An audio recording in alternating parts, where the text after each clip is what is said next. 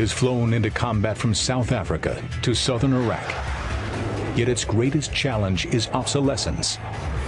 Across 5 decades, through generations of models, the Mirage has survived. The secret to its success, a far-sighted company that designed the shape of planes to come.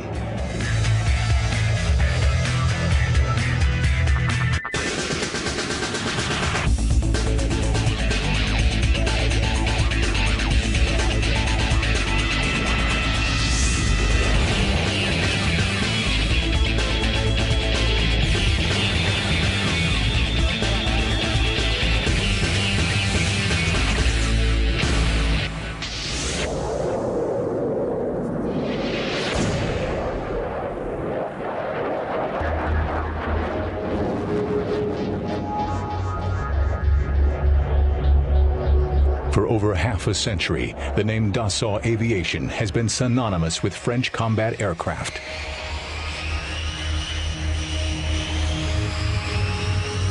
France was one of the pioneers of military aviation. In World War I, France built more combat aircraft than any other nation. Fighters like Nieuport, Spad, and Breguet. After the war, the French aviation industry flourished. Among the new firms, Bloch Aviation. Its aircraft included the MB-200 bomber,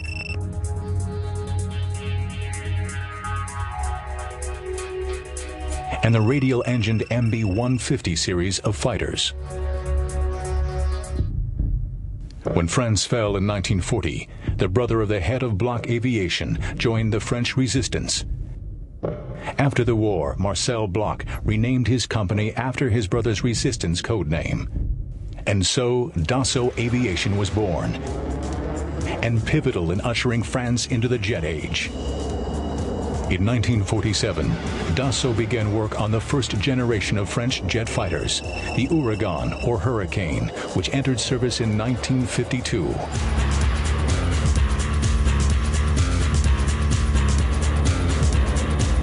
The Ouragan soon evolved into the Mystère 4, France's first supersonic fighter and one of the best combat aircraft of its day.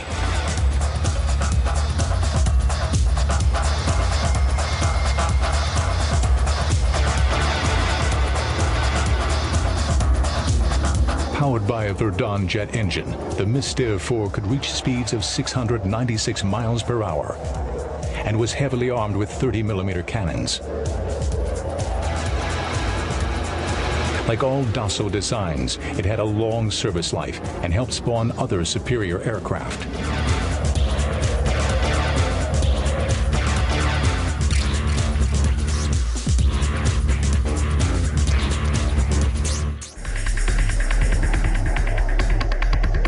During the mid-1950s, Dassault Aviation began development of a radical new aircraft design capable of speeds above Mach 2.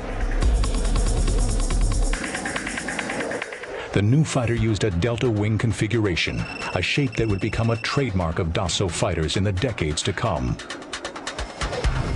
Intended primarily as an all-weather interceptor, the Mirage 3 entered French Air Force service in 1961.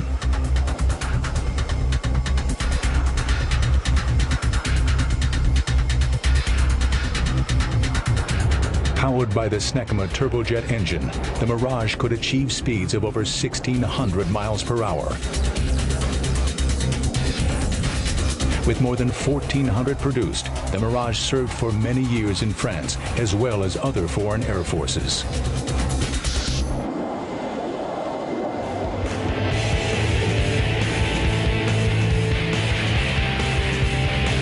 It carried a variety of missiles in its long career, but relied primarily on a pair of 30mm cannons mounted in its belly. These weapons can be devastatingly effective when used in the ground attack role, as was amply demonstrated by Israeli Mirage jets in the 1967 Mideast War.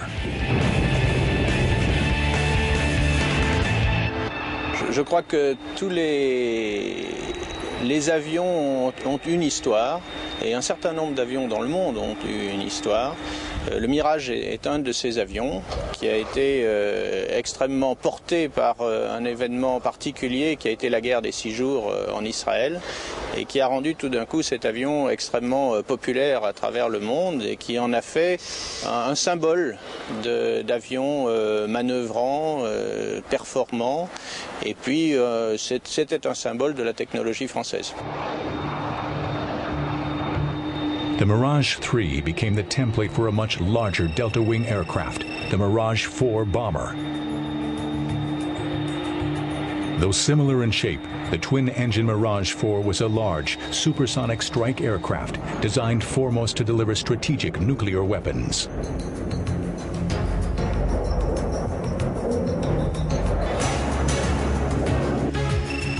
The Mirage 3 airframe proved adaptable to new concepts in aviation design, including vertical takeoff aircraft like the Mirage 3.5.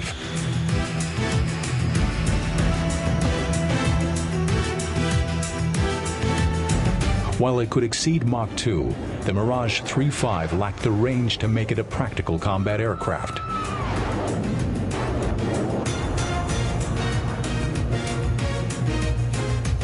The classic Delta wing had shortcomings in some flight regimes.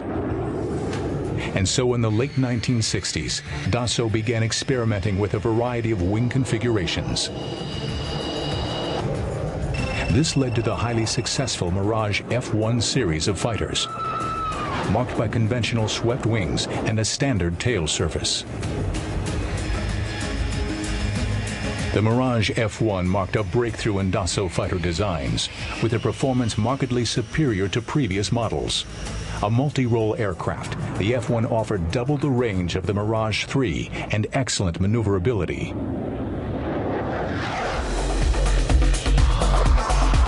A true multi-purpose fighter, the Mirage F1 entered service in 1973 and is capable of conducting strike missions or engaging in air-to-air combat.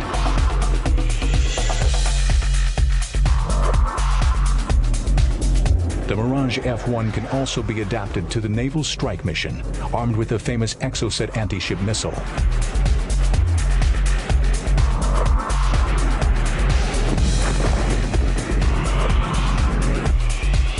With such versatility, it's no wonder the F1 has been exported throughout the world, serving in over 10 foreign air forces.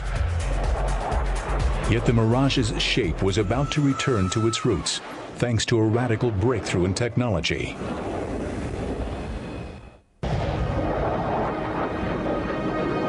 For generations, fighter aircraft were controlled by the pilot, moving a control stick and rudder pedals to command the rudder, elevator, and ailerons. But the high speed of modern aircraft made such controls difficult to use. In more advanced aircraft, they were replaced by electronic systems, spawning the term fly-by-wire. In the United States, the F-16 Fighting Falcon was the first fighter to use this technology. Dassault quickly followed suit with the fly-by-wire Mirage 2000.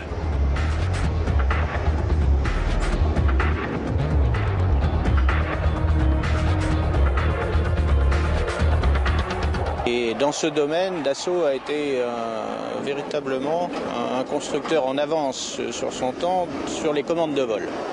C'est toujours été une des grandes forces de la société Dassault d'avoir su créer des commandes de vol qui étaient adaptées aux qualités aérodynamiques de ces avions. En particulier sur un bombardier comme le Mirage 4, il y avait déjà tout un système de commandes de vol électriques avec un système de réversion mécanique en cas de problème du système électrique. Et puis l'évolution naturelle avec l'apparition des avions CCV comme le F-16. Fly-by-wire technology has been key to the enhanced maneuverability found on most modern fighters. Greater maneuverability is critical in a dogfight, not only for getting onto an opponent's tail, but also evading enemy aircraft or missiles. Using fly-by-wire controls, the pilot can maneuver the plane to its full potential, a potential sometimes beyond the capacity of the pilot himself. The computerized flight control system monitors every movement of the aircraft and every control activated by the pilot. It also permits aircraft to depart from conventional design requirements. With traditional flight control systems, an aircraft had to be designed with inherent stability, often at the expense of optimal maneuverability. Fly-by-wire eliminates these design limitations. Instead of building inherently stable aircraft, designers using fly-by-wire technology can produce planes that are substantially less stable and thus much more maneuverable. Fly-by-wire allowed Dassault to return to its classic Delta design in the Mirage 2000 fighter. The computer-assisted flight controls compensated for any shortcomings in the Delta wing configuration. Les commandes de vol gomment un petit peu les défauts qu'il y avait sur les Delta classiques. Dès qu'on prenait beaucoup d'incidence sur un avion Delta classique, l'avion s'enfonçait et pouvait devenir très difficile à piloter. Sur un Mirage 2000, les commandes de vol empêchent d'atteindre ces incidences et donc l'avion reste toujours pilotable. Des becs sur les Delta à commande de vol électrique qui améliorent quand même considérablement les qualités de l'avion à basse vitesse. Et on ne pouvait pas le mettre sur un avion Delta normal parce que l'avion aurait été réellement impilotable. Il n'y a que les commandes de vol électriques qui permettent de piloter cet avion.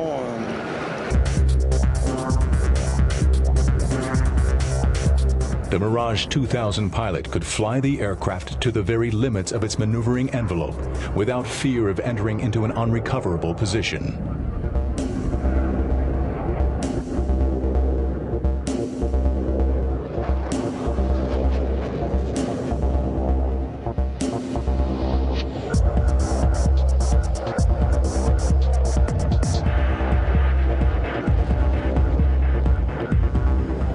Although the Mirage 2000 most closely resembles its 1960s ancestor, the Mirage 3, its role is more akin to that of its predecessor, the F-1. Designed as a multi-purpose fighter, the Mirage 2000 is capable of both air-to-air combat and ground attack strikes. There are two distinct variants of Mirage 2000s. The Mirage 2000C is mainly intended for dogfighting. The 2000D, a two-seat version, was designed for long-range, deep-strike missions with modern guided munitions. In this variant, a weapons officer who manages the attack radar and weapons systems occupies the second seat.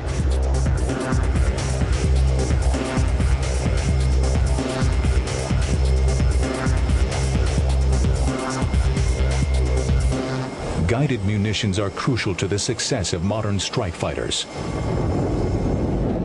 The Mirage 2000 strike fighters are equipped with a variety of strike weapons.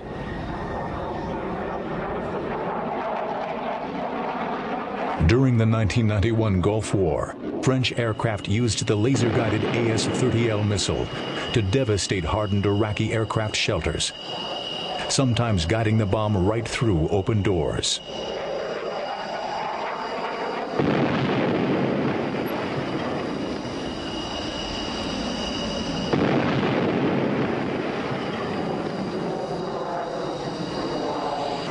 The Mirage 2000 is armed with the Apache cruise missile.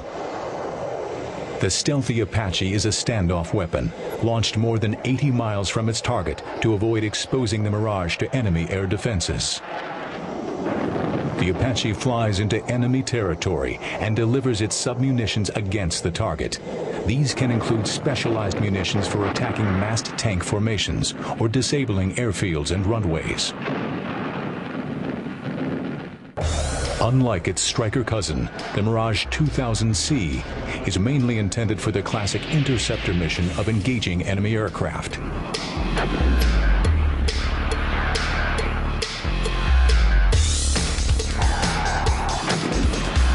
In modern air-to-air combat, the fighter who engages first and at the greatest range usually wins.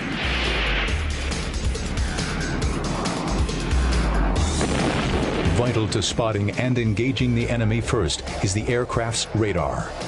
La capacité est de pouvoir engager loin, parce que ça reste un missile à longue portée, loin, plusieurs avions simultanément, sans rentrer dans la phase d'engagement de combat rapproché. In older generations of fighters, radar could track only enemy aircraft at the same altitude or higher. Enemy aircraft flying near the ground got lost in the clutter of the landscape. But advances in radar now permit fighters like the Mirage 2000C to locate and attack enemy aircraft flying below them. It's called look-down, shoot-down capability. Très important parce que d'abord une grande partie de la menace reste sur les avions qui volent près du sol, soit des cruise missiles, soit des avions pilotés. Aussi de la basse altitude. Donc il est très important que les avions soient capables non seulement de voir vers le sol, mais aussi de tirer vers le sol. The Mirage jet's superior combat abilities were demonstrated during 1991's Operation Desert Storm, codenamed Operation Daguet by French forces. Ground attack missions were performed by a squadron of Jaguars and a squadron of Mirage F-1s. Mirage 2000s of the 5th Fighter Squadron operated out of Al-Assa Air Base on combat air patrol missions to prevent Iraqi air attacks to Saudi Arabia.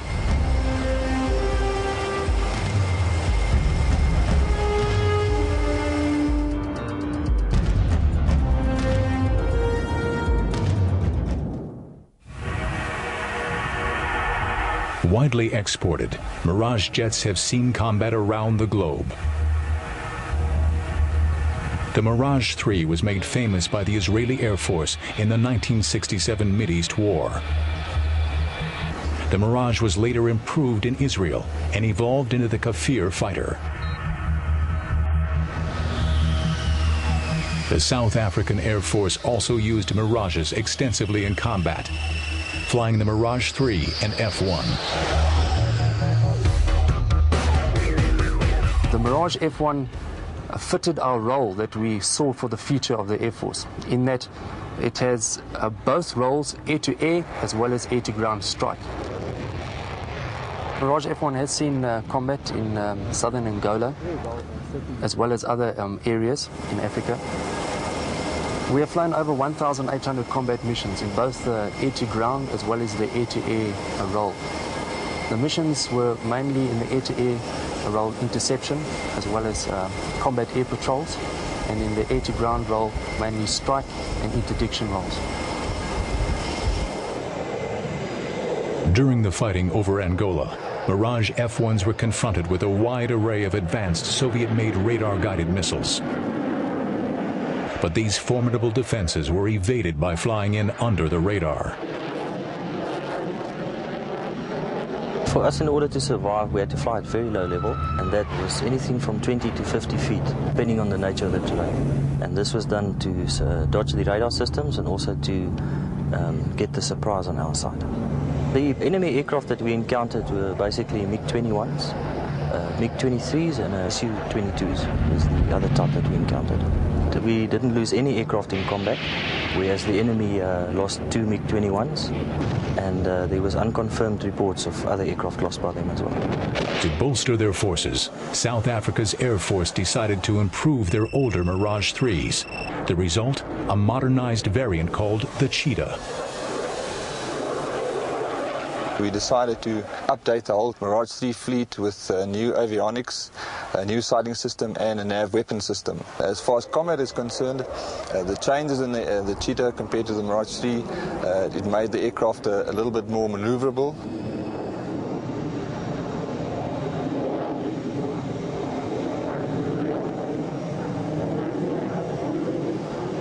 Back in France, the Mirage was about to undergo its greatest evolution, a supersonic leap into the future.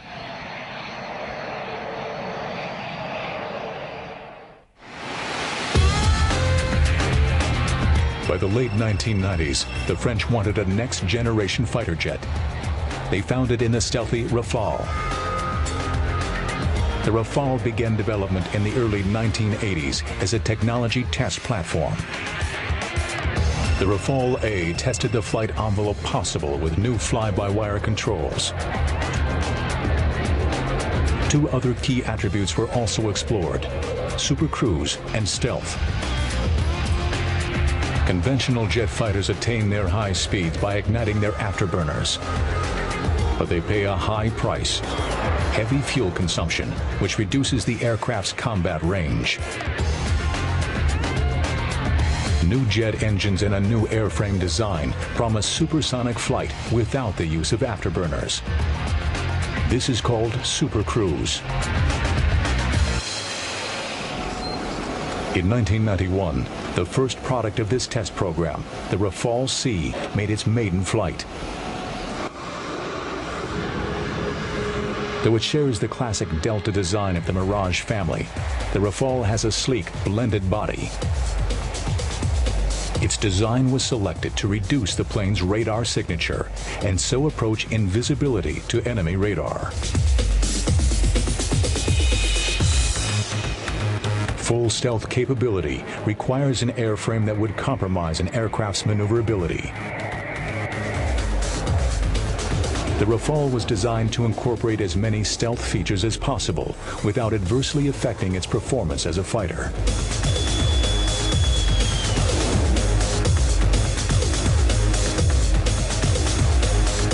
The Rafale is equipped with two Snecma M88 engines, enabling it to reach speeds of Mach 2 and an altitude of 55,000 feet. Rafale entered service with the French Navy in 1999, and the first Rafale Air Squadron will be based at Saint-Dizier in 2006.